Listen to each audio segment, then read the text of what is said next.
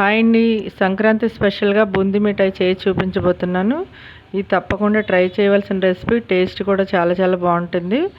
చేసే ముందు తయారీ విధానం చూద్దాం. ముందుగా ఒక బౌల్ తీసుకొని 1 కప్పు శనగపిండి వేసుకోండి. నెక్స్ట్ పావు కప్పు బియ్యపిండి వేసుకోండి.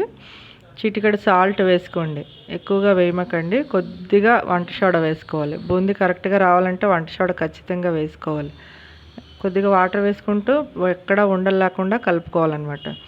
అలా కలపడం వల్ల బూందీ అనేది మనకు కరెక్ట్గా వస్తుంది. చూడండి, పిండి ఇలా ఉండాలి. బూందీ వేయడానికి మనకు కరెక్ట్గా మెజర్మెంట్ ఇది అనమాట. ఇలా స్పూన్తో తీస్తుంటే స్పూన్కి అంటుకుంటుంది కదండి, అలా ఉండాలి. ఇప్పుడు డీప్ ఫ్రైకి సరిపడా ఆయిల్ పెట్టేసానండి. ఆయిల్ బాగా వేడైన తర్వాత చూడండి, ఒక డ్రాప్ వేస్తే ఇలా వెంటనే పైకి రావాలన్నమాట.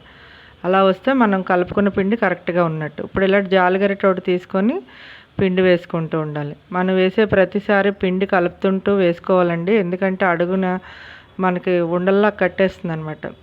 చూడండి, నెమ్మదిగా ఇలా ప్రెస్ చేస్తే చక్కగా బూందీ అనేది పడిపోతుంది. ఆయిల్ అనేది వేడిగానే ఉండాలండి. ఎక్కువ చల్లగా ఉంటే మటుకు పనికిరాదు. వేసే ప్రతిసారి గరిటె క్లీన్ చేసుకోవాలి, పిండి కలుపుకొని వేసుకోవాలన్నమాట. అలా వేస్తేనే బూందీ అనేది పర్ఫెక్ట్గా వస్తుంది. చూసారా, ఇప్పుడు క్రంచీగా వేగినట్టు వేయించేసుకొని తీసేసుకోవాలి. లడ్డుకు వేపినట్టుగా సాఫ్ట్గా కాకుండా కొద్ది కరకరలాడినట్టు వేయించుకోవాలండి. ఇలా క్రంచీగా ఉండాలన్నమాట. అలాగే నేను ప్రతిదీ వేస్తూ పిండి అంతా వేసేసి మీకు చూపిస్తున్నాను. చూడండి, బూందీ అంతా వేసేసాను. ఇలాగ చూడండి, పట్టుకొని చూస్తే ఇలా కరకరలాడినట్టు రావాలి. ఇప్పుడు పాకం పెట్టుకుందాం. మందంగా ఉన్న కళాయి పెట్టుకొని అదే కప్పుతో 1 కప్పు 1 కప్పున్నర బెల్లం అనమాట. 1.5 కప్పు బెల్లం వేసుకోండి.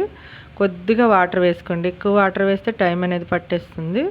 ఇప్పుడు బెల్లం అంతా కరిగే వరకు కలుపుకోవాలి. ఈలోపు ఒక ట్రైకి ఆయిల్ రాసి పెట్టేసుకోండి. ట్రై కానీ ప్లేట్ కానీ మీ ఇష్టం, మీరు దేంట్లో చేయాలనుకుంటున్నారో అది ఆయిల్ రాసి పెట్టేయండి. ఇప్పుడు పాకం చూద్దామండి.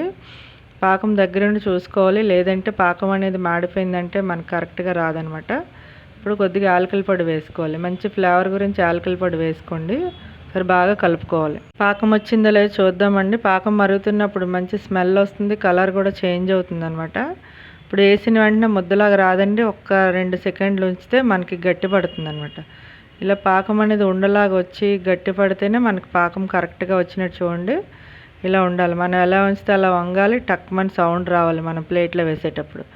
అలా వస్తే కరెక్ట్గా వచ్చినట్టు. ఇప్పుడు వెంటనే బూందీ వేసేసుకోండి. వేసిన వెంటనే కలిపేసుకోవాలండి. లేదంటే మనకి డ్రైగా అయిపోతుంది. మనం చేసే స్వీట్ అనేది కరెక్ట్గా రాదు. వెంటనే కలిపేసుకొని మనం ముందుగా ఆయిల్ రాసి పెట్టుకున్నాం కదా ట్రై, అందులో వేసేసుకోవాలి. వేసేసుకొని ఒక గిన్నెకి నెయ్యి కానీ నూనె కానీ అడుగున రాసుకొని ముందు ఫ్లాట్గా సర్దుకోండి. సర్దుకున్న తర్వాత ఒక గిన్నె తీసుకొని గిన్నెకి నెయ్యి కానీ నూనె కానీ రాసుకొని గిన్నెతో ఇలా ప్రెస్ చేసుకోండి. ఇదే ప్రాసెస్లో లడ్డు కూడా చేసుకోవచ్చండి, బూందీ లడ్డు. అదైతే వేడివేడిగా ఉన్నప్పుడే లడ్డు చుట్టేయాలి. ఇదైతే చాలా సింపుల్గా అయిపోతుంది. గిన్నెతో గట్టిగా ప్రెస్ చేసుకోండి. కొంతమంది అయితే పీసిల్లా చేస్తారు, కానీ నేను పీసిల్లా చేయట్లేదండి. కర్కజం అని కూడా తిన్నాను. కొద్దిగా చల్లారే వరకు అలా వదిలేద్దామండి. ఇలా కొద్దిగా మీకు పీసిల్లా కట్ చేసుకోవాలనుకోండి, కొద్దిగా గోరువెచ్చగా ఉన్నప్పుడే చాకుతో కట్ చేసుకుంటే సరిపోతుంది. నేను ఆల్రెడీ పైన ఇలా కొద్దిగా చాకుతో కట్ చేశాను, కానీ నాకు గుండలాగా కావాలి, అందువల్ల నేను ఇలా తీస్తున్నాను అనమాట. చూడండి, ఇలా తీస్తే వచ్చేస్తుంది. పైన కొద్దిగా పీసులు కూడా వచ్చాయి. ఇది బూందీ మిఠాయి, కర్కాజం, మీరు ఏదైనా అనుకోవచ్చు. మీ ఊర్లో ఎలా అని పిలుస్తారనేది నాకు కామెంట్స్లో తెలియచేయండి. టేస్ట్ అయితే అదిరిపోయిందండి. ఈ సంక్రాంతికి నేను చేసిన స్వీట్ మీకు నచ్చింది అనుకుంటున్నాను. Thank you for watching.